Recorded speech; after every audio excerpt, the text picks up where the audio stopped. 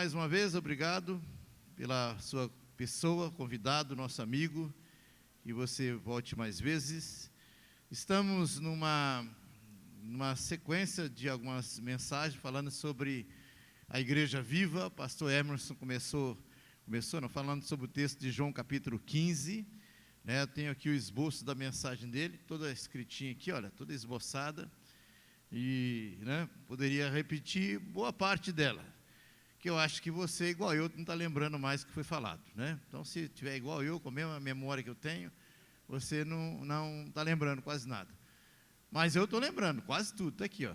A minha memória não esquece nada, até as vírgulas estão aqui, né? Brincadeira, já esqueci boa parte delas.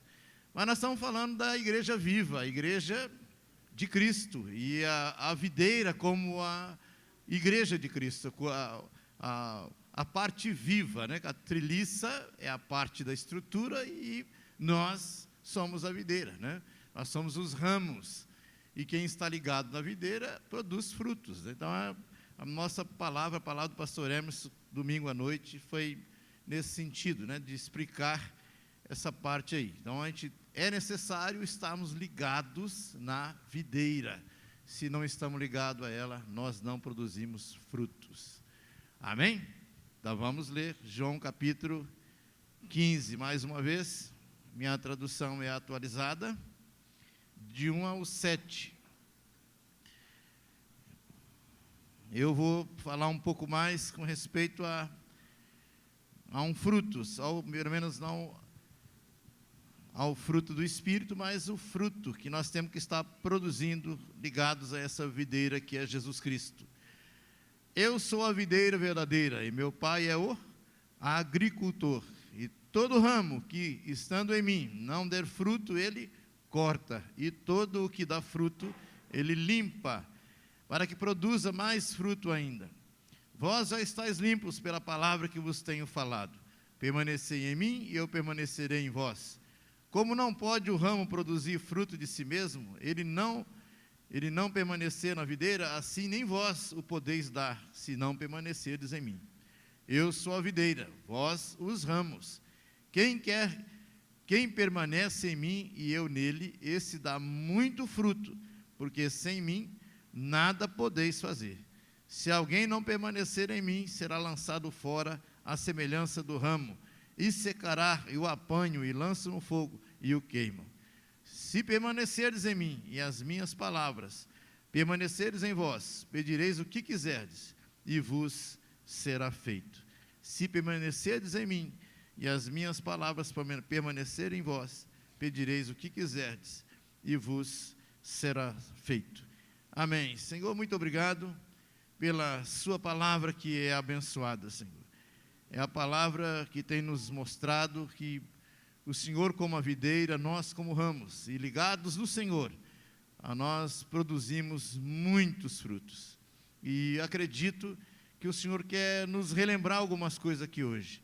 O Senhor quer trazer à nossa memória essa palavra no sentido de que temos aí pelo menos 4 áreas para a gente citar aqui hoje à noite, onde nós temos que estar produzindo frutos, que a nossa vida tem que estar apresentando resultados como resultado de estarmos ligados no Senhor. Que assim seja, em nome de Jesus, amém. E o senhor, a senhora, o nosso convidado, você que está aqui com a gente, né, que você possa estar se situando aí no tempo de que, se você está ligado à videira, você produz frutos, né? Então, a videira, Cristo, o agricultor, Deus Pai. Nós somos os ramos, conforme já foi explicado e lido aqui, você entende isso, e estamos ligados nessa videira, ou seja, ligados em Cristo. Logo, se estamos ligados, nós vamos produzir muitos frutos. E esse fruto que a gente pode, começando a falar aqui, a produção de fruto, a primeira coisa que eu quero colocar para nós aqui é esse resultado de que você tem, que nós temos, que você já teve, está tendo, continua tendo, com certeza.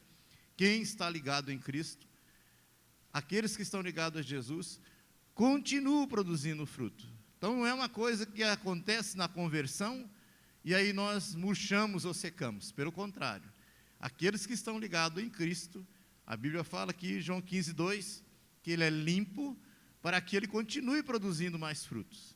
Então, o resultado que vamos falar aqui hoje dessa produção, da satisfação que brota no coração daquele que antes era chamado de zambuzeiro, né? Então, você vai lá em Romanos capítulo 9, você encontra lá que Israel era o povo escolhido de Deus, era a videira, né? Aquela que era para estar ligada a Cristo. Porém, os israelitas, os judeus, não aceitaram a mensagem, rejeitaram a Cristo. E a Bíblia fala aqui lá no capítulo 9 de Romanos que eles foram cortados, né?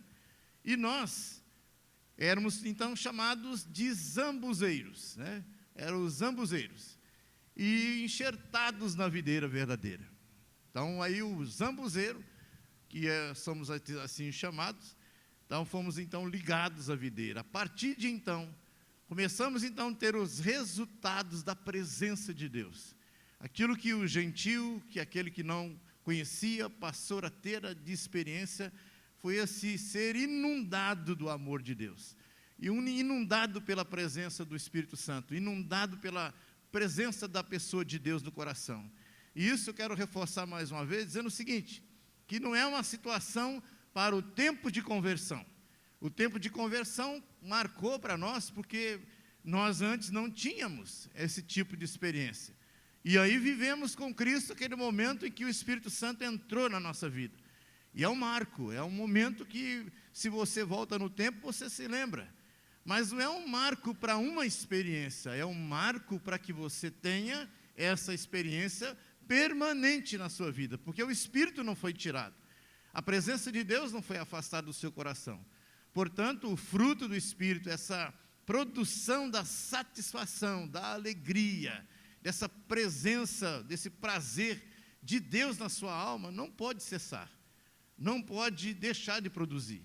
Então, se estamos ligados, se somos ramos ligados, essa reação, essa ação de Deus em nós deve permanecer, deve continuar. Às vezes você pensa assim, não, mas só um momento. Sim, uma experiência que te marcou. Mas a presença, o gozo de Cristo, a paz de Cristo, não pode ter sido tirado do seu coração, porque é permanente. E aí Jesus disse para nós, a minha paz eu vos dou, não como o mundo a dá. Como é que o mundo dá a paz? Paz passageira. Mas Jesus Cristo, Ele dá a paz que permanece, que é permanente no nosso coração. Mas para isso nós precisamos permanecer na videira. Então, se eu continuo, se eu permaneço na videira, essa satisfação, essa produção da ação de Deus em mim precisa continuar.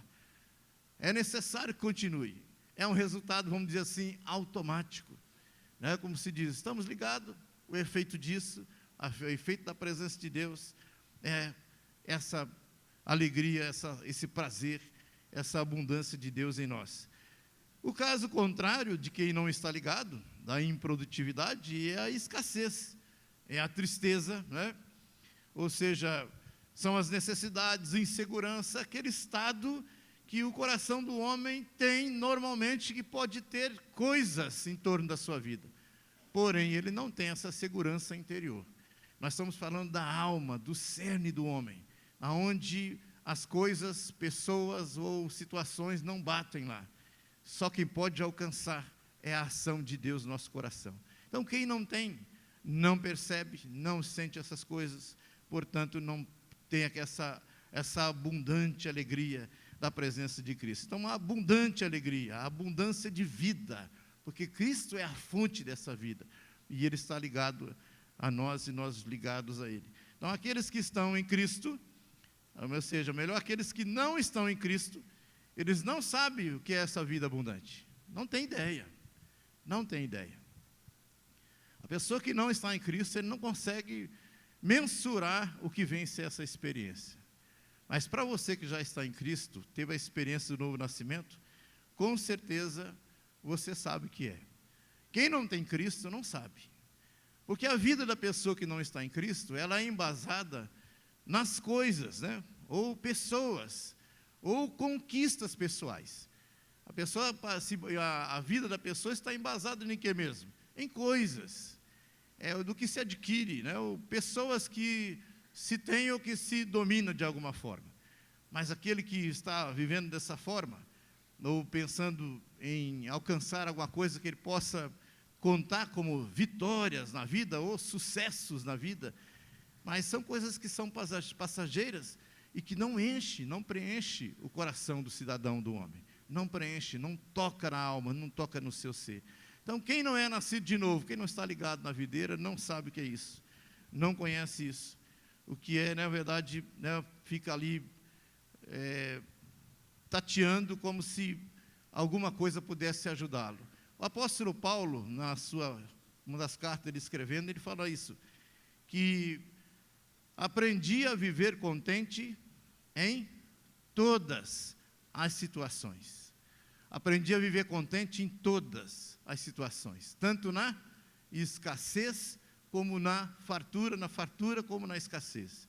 Paulo dizendo exatamente isso, que o coração do homem, não para ser pleno, como nós estamos falando aqui dessa abundância, desse inundar da presença de Deus no coração, para ter essa plenitude, não depende de coisas, não depende de circunstâncias, depende unicamente da unção da presença do Espírito Santo, ou seja, da vida de Cristo nele. Paulo disse, olha, eu aprendi a viver contente em todas as situações, tanto na fartura como na escassez. Então aí às vezes você está fazendo um retrospecto na sua mente, aí quando eu afirmei aqui, que a vida abundante em Cristo deve estar sendo constante na sua vida. Desde o dia que você se converteu, que Ele te inundou com a presença dEle, deve estar continuando na sua vida. Deve continuar, é um processo contínuo, porque o Espírito Santo não foi tirado. Ele não foi tirado. O Espírito Santo é permanente, ele está lá fazendo no seu coração morada. Então esse sentimento, essa reação de gozo e prazer, de ser inundado, não pode ser tirado, não pode ser, vamos dizer assim, ausente agora. Eu estou olhando para mim, eu acho que eu não tenho mais. Então o resultado é, se permanecermos em Cristo, essas coisas continuam. Então de repente, a gente tem que nos arremeter a um ou outro texto, que ele fala que precisamos examinar a nós mesmos, para ver se nós estamos em Cristo ou não, para ver se aquilo que está aqui no verso 15, 2, tem acontecido em nossas vidas. Ele fala, aquele que está produzindo fruto, ele faz o quê? Ele poda, ele limpa, para que produza mais fruto ainda. Ou seja, então o resultado desse inundar da paz de Cristo, do amor de Cristo, tem que ser algo crescente, tem que ser algo que vai aumentando a cada dia em nossa alma, na sua alma, não pode ser decrescente. Não pode ser que nós estamos mergulhando aí a cada dia numa experiência de vida em que a minha alma se está esvaziando ou secando, é o contrário. Está ligado, se produz e é limpo para produzir mais ainda. Então, a vida abundante em Cristo é para ser crescente na sua alma. Às vezes o novo convertido, quando ele está naquela alegria da paixão com Jesus, de novo convertido, e ele conta para as pessoas como é que está, encontra aquele outro crente mais velho, e aí o crente mais velho fala para ele assim, rapaz, eu também já fui assim, mas isso vai passar. Essa sua alegria aí, essa sua maneira de contar de forma expansiva, quanto Deus é maravilhoso, como você está alegre, como você está feliz, como você está na presença de Deus, num fogo santo, isso vai passar, irmão. Eu também fui assim, e essas coisas passaram. A verdade é que aquele que está dizendo isso para o novo convertido, que isso é passageiro, ele está cometendo um erro de compreensão gravíssimo. Porque, na verdade, ele devia ter falado assim, irmão, isso é para continuar.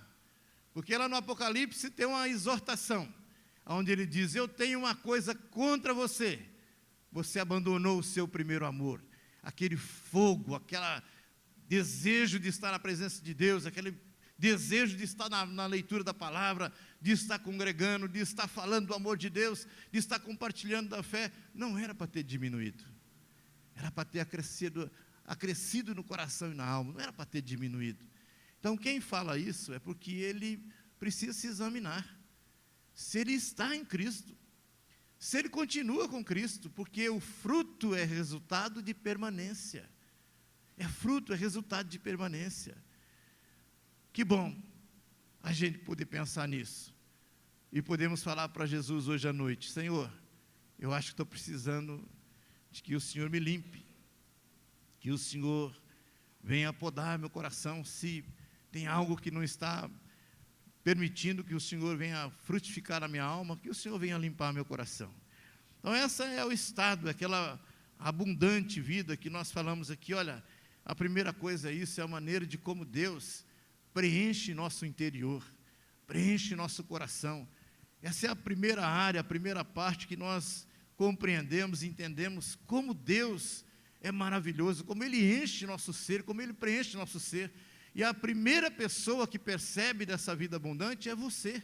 As pessoas não sabem o que você está sentindo, não vê o seu coração, apesar de ver as reações.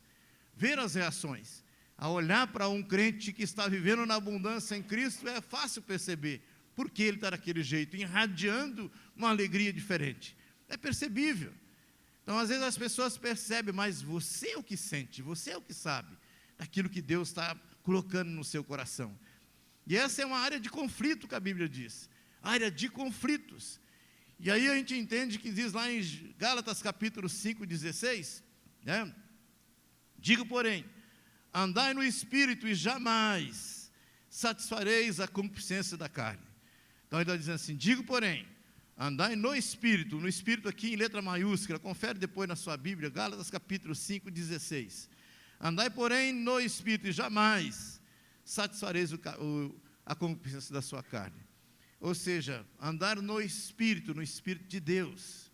Mais uma vez eu reforço, quem não tem o Espírito de Cristo, ainda ele não sabe o que é isso.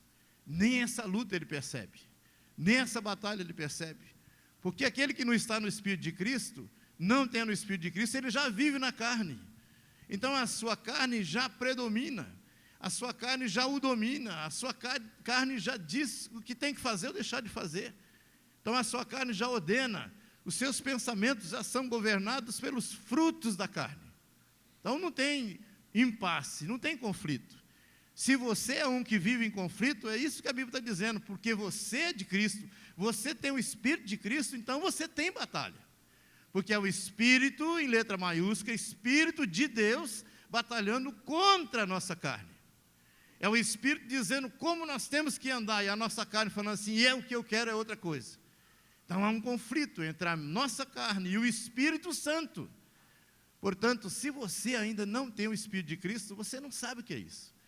Você não tem a compreensão de que é. Por isso que, para você fazer as coisas erradas, é quase piloto automático. Para satisfazer a carne e os pensamentos, é como se colocar no automático. Não há resistência. Talvez tenha alguma coisa da lei moral que já com certeza no seu coração, ou alguma coisa que você tenha aprendido do certo e errado, do que deve ser ou deixar de fazer, mas não é briga, não é luta. A luta é, na verdade, com aquele que é cristão. Porque a carne milita contra o Espírito contra a carne. Para esses daí são opostos entre si. Então está falando do Espírito Santo. Então, se você é cristão, você sabe dessa batalha. Você sabe que há um conflito dentro de você. Então, essa luta que nós temos enfrentado aí. Mas como nós entendemos, né, que Deus tem feito a obra, tem transformado o nosso coração, e Ele coloca em nós essa plenitude dEle em nós, e nós nos regalamos nisso, porque o amor é derramado, a paz é derramado, o gozo é derramado em nosso coração, e nós entendemos que Cristo está em nós, e fala dessa plenitude das outras partes do fruto do Espírito, dessa plenitude interior, que é a longanimidade, a fidelidade, bondade, mansidão, domínio próprio, que são as coisas que o Senhor tem nos dado como fruto. Imagine essas coisas que nós pensamos aqui: paz, amor, alegria, mas a bondade, longanimidade, mansidão, domínio próprio, isso tudo é lançado na sua alma, no seu coração. Por isso é que tem que ser algo que a gente sente uma presença diferente e passamos a agir de maneira diferente. Dentro de nós somos transformados. Dentro de nós, onde tinha as coisas que eram negativas, agora tem a presença de Deus, que é o positivo. Aquela pessoa que vivia sendo constrangido por situações, pelo contrário, agora ele tem domínio, ele já não é mais dominado, agora é ele quem domina. É Ele que agora tem poder sobre a ação. Ou seja, Ele que agora pode, com certeza, viver uma vida segundo o Senhor tem dito para nós, uma vida abundante. É aquela plenitude dentro do nosso coração, o fruto do Espírito se manifestando dentro de nós. Então, assim, de uma maneira bem simples, podemos traduzir isso aqui como sendo o céu plantado em nossos corações, o céu sendo derramado dentro de nós. Porque é isso que ele fala em Romanos capítulo 14, verso 17. O reino de Deus não é comida, não é bebida, mas é justiça, é paz e alegria no Espírito Santo. É o reino de Deus derramado dentro de nós. Isso faz diferença. Então essa é a transformação que Deus produz em nós. Ele derrama literalmente o seu reino no nosso coração. E eu gostaria de colocar isso aqui como primeiro ponto, para você pensar, para você refletir. Se você tem tido essa experiência desse gozo no seu coração, dessa presença constante no seu coração. Quero falar isso mais, vamos dizer assim, mais força para gravar. É algo constante, algo que tem que permanecer. Então, não é uma experiência, não é uma ação, um momento. É algo que nós vivemos dessa forma. Por isso, o crente, ele tem que ser diferente. A sua vida tem que ser diferente. E outra área de fruto que ele tem que produzir, que nós temos que produzir, é dentro da nossa família. É no seio dos nossos familiares, é dentro da nossa casa. E eu estava ali sentado, pensando, repassando um pouco da mensagem na minha mente, pensando na minha conversão, que eu fui alcançado por um jovem. Na época ele tinha em torno de 20 anos. 21 anos ele pregava o evangelho para mim, pregou por alguns anos. E eu, muito duro, demorei a converter. Mas a mensagem do evangelho chegou na minha casa por um jovem recém saído do quartel.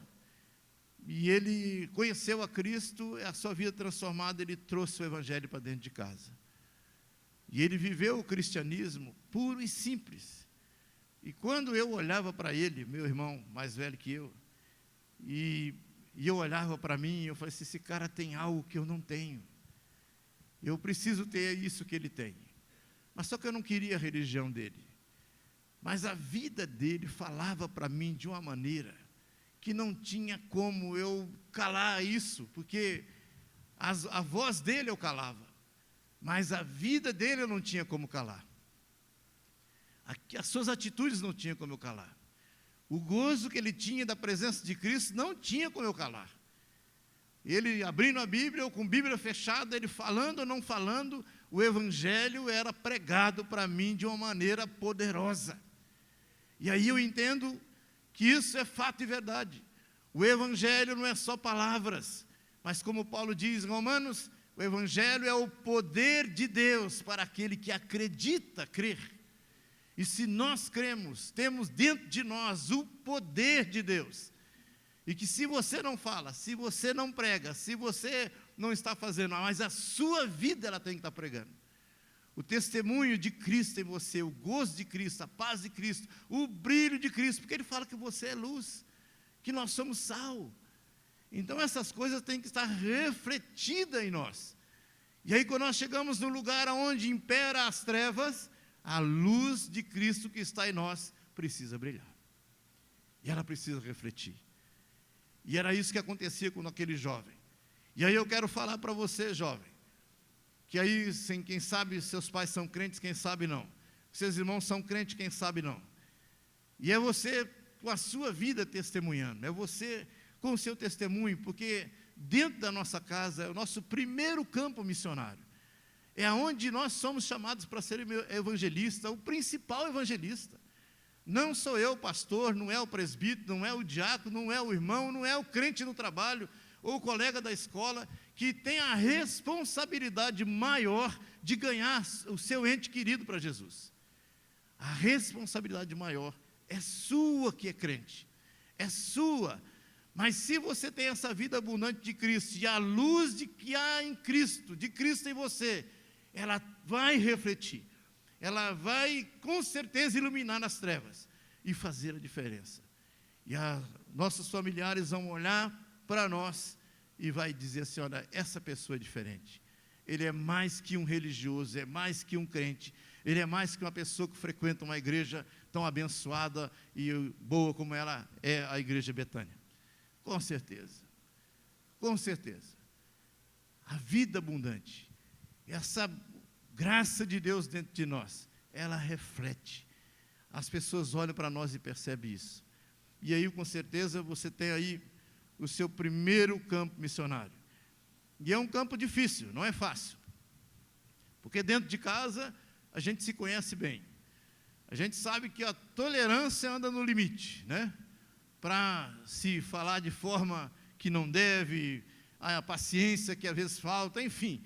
É um lugar aonde nós, com certeza, temos um desafio muito grande de falarmos que somos cristãos. Mas as pessoas já estão vendo em nós que nós mudamos. Os familiares já estão vendo em nós que nós mudamos. E aí, com certeza, mesmo sem pregar, sem falar, talvez seja isso que o apóstolo Pedro falou lá. Digo que as mulheres ganhem seus maridos de que maneira? Sem palavras, não é sem com C não, sem com S. Sem palavras. Mudinha, né? Desculpa, surda. Sem falar. Traduz isso não. Sem palavras. Sem palavras, sem falar nada. Às vezes algumas esposas aí andam meio desesperadas, né? Porque a sua família, porque seus filhos, alguns pais com seus filhos. Então você é o primeiro evangelista, gente. É você que vai conquistar seu marido, é você que vai conquistar sua esposa, você é o primeiro. Não é o pastor, não é o irmão A, o B ou C. Todos podem ajudar, todos participam dessa questão da evangelização, do pregar o evangelho, de ajudar a gente. Mas o principal somos nós. O principal sou eu. É eu, Carlos Emílio, que tenho que estar vivendo o evangelho dentro da minha casa ali. E quando meus filhos, quando minhas noras, quando meu genro, né, quando as demais pessoas que me cercam convivem comigo e ali no dia a dia, como se diz, me vendo com uma lupa, né, sondando a minha vida, testemunhe uma coisa: esse homem é crente, esse homem é um servo de Deus, essa pessoa vive com o Senhor Jesus. Então nós refletimos isso pelas nossas ações e atitudes. É o primeiro campo missionário. O principal evangelista sou eu, o principal evangelista é você, que precisa estar alcançando, que precisa estar fazendo a diferença. E com certeza, como nós falamos, assim como as coisas que não são agradáveis ficam em evidência mais fácil dentro da nossa casa, as coisas boas também ficam. As coisas boas que Deus fez na sua vida também ficam. As coisas boas que Deus fez na sua alma, no seu coração, no seu espírito, também ficam em evidência. Também fica, as pessoas percebem. A mamãe vai perceber, os irmãos vão perceber, as pessoas vão perceber que você está transformado, que você foi mudado, porque esse amor de Cristo derramado não tem como não ser percebido. As ações e reações não tem como não ser percebido. Então, hoje à noite, para você que ainda não tem experimentado isso, ao olhar para o seu próprio testemunho, que tem ficado a desejar, se você sabe disso, que você possa falar diante de Deus hoje: Senhor, eu quero viver essa experiência na minha vida, eu quero viver essa experiência. Talvez você tenha aí confessado como crente há muito tempo, mas está precisando de viver esse renovo da presença de Deus na sua vida. Essa é a segunda área. Né? Então vamos lá. Cadê o Daniel? Depois você corta, Daniel. O Nananã aí também. Né? Eu sou fermento, né? Terceira área que nós entendemos que há uma necessidade de fruto, é o fruto aqui, olha, na nossa congregação, na nossa convivência. Aonde nós nos relacionamos, aqui que nós chegamos para adorar, glorificar a Deus, e nós nos conhecemos, né? Somos chamados igreja, corpo de Cristo, e aqui nós convivemos uns com os outros. Eu tenho 26 anos que eu sou membro dessa igreja aqui, 26 anos. 26 anos que eu convivo com alguns aqui. Estava vendo um dia desse uma foto do Douglas e Thales, quando nós apresentamos esses dois guris lá, né? Foi lá embaixo, né? Lá na parte de baixo. Estava apresentando o Douglas e o Thales. Eu agora não sei qual que dos dois estava no meu braço, se era o Douglas ou se era o Thales. E o pastor José Carlos com o outro no colo, apresentando e orando, apresentando diante de Deus. Então, eu já estou ficando meio já, como se diz, vencido. Mas, segundo dizem que é igual vinho, cada vez melhor, né? Cada vez mais velho fica melhor. Então estou achando que eu estou melhorando diante de algumas coisas. E eu fico pensando com respeito ao tempo que nós temos de cristão. Tempo de 25 para 26 anos que eu convivo com a igreja aqui. 26 anos. É muito tempo para a gente poder conhecer e se dar a conhecer. Eu tenho certeza que alguns aqui já me conhecem razoavelmente bem. Não estou dizendo que concorda com tudo que eu falo, às vezes com as coisas que eu faço, mas a questão da amizade, da tolerância, do respeito que a gente tem de um para com o outro. Então, essa congregação, esse lugar onde a vida abundante de Cristo em mim, a graça de Deus que está em mim, a minha família é uma família que eu tenho conduzido da melhor maneira que eu acho que é de criá-los na presença do Senhor, convivendo em família, nós como igreja, e você com a sua família, e nós estamos convivendo juntos aqui, lá, trabalhando em termos de respeito um para com os outros, e às vezes nos conhecendo, dando a conhecer até nas nossas falhas também, nós não somos perfeitos, até a gente se dá a conhecer das nossas dificuldades, e com isso a gente vai, como se diz, a cada dia, amadurecendo, crescendo juntos. É o lugar onde nós crescemos, é o lugar onde eu tenho crescido como pastor. Me lembro quando eu cheguei aqui em 93, dia 3 de janeiro de 1993, foi o dia que eu tomei posse aqui na igreja, domingo à noite. E eu olho daquela data para hoje, quanto a minha vida melhorou, quanto eu aprendi, quanto eu cresci com Deus. É o lugar onde nós crescemos, é o lugar onde a sua vida tem que estar desenvolvendo, deixar de ser filhinho, né? Aquele bebezão espiritual, para se tornar um jovem forte.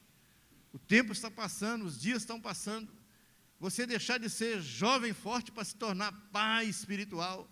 E eu louvo a Deus porque eu vejo alguns aqui, nesses 20 e alguns anos, tem saltado nos nossos olhos nesse sentido, de sair de um crente normal, né, para ser um crente que cresceu e assumiu responsabilidade espiritual.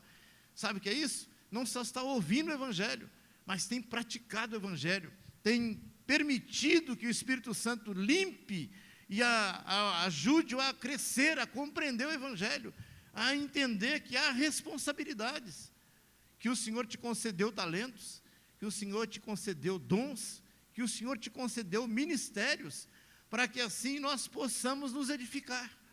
Então, nós que estamos aqui, não é para sermos assistentes. E aí terminou a mensagem, pastor, boa palavra, pastor, muito boa mensagem. Amém, graças a Deus por isso. Temos que sair daqui edificados. Mas mais que isso, que a palavra tenha que produzir em nós uma ação, um efeito de mudança, de me despertar, de me acordar, que eu estou ligado na igreja de Cristo, e se estou ligado na videira verdadeira, tenho que produzir frutos. E o frutos é você sair de filhinho para se tornar um jovem forte na fé, para sair de jovem forte para se tornar um pai espiritual, para ser alguém que está cuidando de outros, fazendo discípulos, fazendo com que pessoas sejam discipuladas através do seu testemunho, da sua convivência, através da experiência que você tem tido com Cristo. Nós estamos amadurecendo, nós estamos caminhando com o Senhor, estamos andando com o Senhor, e a minha vida passa a fazer com que a gente influencie outros, e eles então vão entendendo o Evangelho, vai compreender o Evangelho, porque olha na nossa vida de fidelidade, e é assim que nós temos que estar vivendo, assim que nós estamos vendo. Eu já contei aqui como ilustração, nós fomos fazer uma visita, né, a dona Elza, a dona Lúcia, Bonifácio, fazer uma visita na casa de uma família, e quando chegamos lá, o senhor, ele é policial, é militar, e aí a gente conversa daqui, conversa dali, e ele falou assim, pastor, o senhor sabe que eu, policial, sou treinado para não acreditar, para desconfiar em tudo. de tudo, de todos, né? Nunca acredita na primeira versão. Então, sempre coloca uma dúvida, será? Será? Porque os psiquiatras, psicólogos ensinam os militares a não acreditar de primeira na história. Quando olhou, viu a cena, não é bem isso não. Então, vamos investigar mais um pouquinho. Pode ter outras possibilidades aí, é verdade, são treinados para isso. Aí, quando ele falou isso com a gente, eu falei, rapaz, que bom. E eu quero te convidar a congregar com a gente, a frequentar a nossa igreja. E eu digo mais um pouquinho para você, e que a gente fique bem próximo. Queremos estar bem próximo do outro, para que você conheça o Evangelho através da minha vida. Conheça o Evangelho que eu tenho conhecido. Eu tenho conhecido. Vai lá com seus olhos desconfiados. Eu quero que você vá para a igreja com seus olhos de não acredito, não acho que é assim. Sabe por que eu falo isso? Porque eu acredito que dentre nós muitos têm vivido uma vida séria com Deus.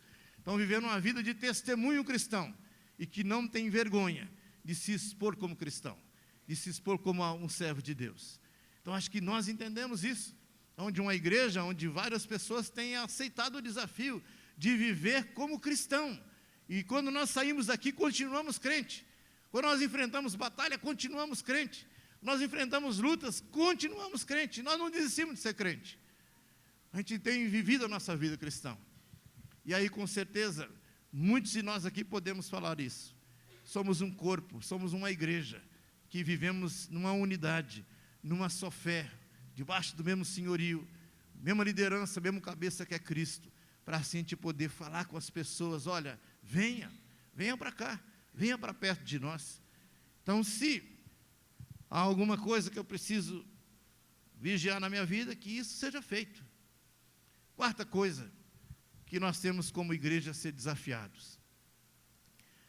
Eu estou crendo, biblicamente, que vai acontecer um grande avivamento. Biblicamente vai acontecer um grande avivamento. Está profetizado no final dos tempos. Mateus fala sobre isso, Jesus fala sobre isso, Joel fala sobre isso, que vai acontecer um grande avivamento, que o Espírito Santo vai descer sobre toda a carne nos finais dos tempos. Então, estamos esperando um grande avivamento. Mas a história do Evangelho, ela é a história da igreja, ela é repleta de grandes avivamentos, de grandes mover do Espírito Santo pela terra fora aí, aonde milhares de pessoas se convertem. Alguns lugares onde cidade por inteiro se converteram, cidades que estavam indo, país melhor que estavam indo para uma determinada direção, o Evangelho chega e há uma transformação de libertação das pessoas de uma forma impressionante. Eu acredito no avivamento, eu acredito que antes do fim, nós podemos viver um avivamento, e o grande desafio que nós temos é de testemunhar, de anunciar para esse coronel Fabriciano, 70 e algumas mil pessoas, que ainda não conhecem Jesus, que eles também podem ser inundados por esse grande amor de Deus no coração delas. Eles podem ser tocados da mesma forma, podem ser libertos da mesma forma, podem estar vivendo uma experiência tremenda com Deus da mesma forma. Eu acredito no grande avivamento. Quando a gente vai na história, não é história muito longe não, vamos pensar no nosso tempo de hoje, agora. Uma igreja na Coreia do Sul, que ela tem aproximadamente 1 milhão de membros, uma congregação, lá em Seul, na Coreia. Tem aproximadamente 1 milhão de membros. Isso é avivamento. É uma cidade, uma capital, onde uma igreja, uma congregação. Aí você vai para as igrejas vizinhas, tem 40 mil, 100 mil, 300 mil. Então não é só essa igreja que está esnobando o seu hall de membros com mais quase 1 milhão de membros. As outras congregações também estão falando de 40, 50, 100 mil. Então são igrejas grandes, onde o país está sendo sacudido com o Evangelho, pelo Evangelho. Isso é avivamento. Nós temos igreja na América do Sul aqui, que a igreja não cabe mais, não comporta mais a quantidade de pessoas. Eles estão usando o estádio principal da cidade. O estádio principal da cidade. Ali para alguns milhares de pessoas. Sabe quantas vezes eles enchem? 5, 6 vezes durante o dia. No mesmo dia, sai uma turma de tantos mil, entra outra turma, sai outra. São vários cultos durante o mesmo dia. Não tem templo, não tem igreja que cabe, onde centenas, milhares de pessoas estão se convertendo. As pessoas estão correndo para dentro da igreja, porque é uma ação poderosa do Espírito Santo. E a gente fala assim, e nós? Nós também queremos isso. E nós temos que acreditar nesse avivamento, que o Espírito Santo está sendo derramado em outros lugares, e que da mesma forma nós podemos experimentar.